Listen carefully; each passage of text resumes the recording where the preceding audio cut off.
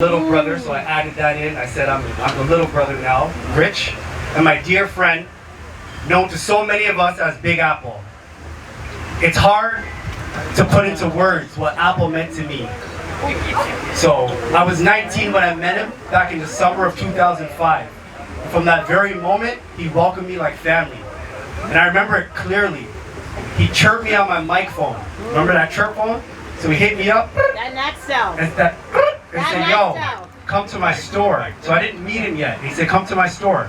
I'll never forget seeing him because he had that big chain, the big A chain with the Argonaut's ring on his finger. So I'm 19, and I'm like, yo, this guy's different. I gotta step my game up. And I'm sure, like, most of all, we all had to step our game up. When you see Big Apple with the chain and the CFL ring, you knew you gotta come correct around him. So that same year, I went and got me a big chain and some rings, but that's beside the point. But he inspired me so deeply. We did our first official collaboration that year when he interviewed me on his TV show, Big Apple's Real TV. I was so young, and I was talking pure smack. I actually tried looking over there, I didn't see it. But there is somewhere out there. I was 19 years old, and I was talking pure smack, and rest in peace footage, because he's the one that filmed it. We went to the alleyway by the store, and Apple interviewed me and my team on the spot. He also interviewed me and added me to his magazine, Swag News, and I was going off.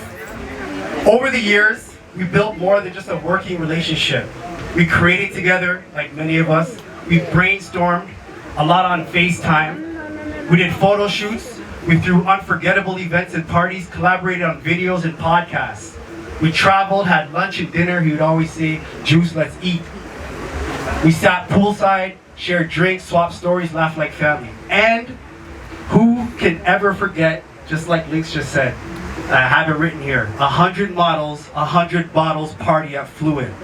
Let me tell you guys, because at that time, I'm sure a lot of us were there. It was a legendary party that I would love to hear more stories about how it came about from people in this room, but I was in that room with my friends, and I remembered that party. To me, Apple said, I think you had to pop the most bottles. Who in this room could pop the most bottles? And he held up like a $10,000 watch. And he said, I'm gonna give away a watch. So if anybody's here that can remember that night, I know Lynx was there. Apple gave away a watch, and there was bottle wars going on, booth after booth, and everybody's popping bottles going crazy. Apple created memories that last us a lifetime. So I learned a lot from Apple,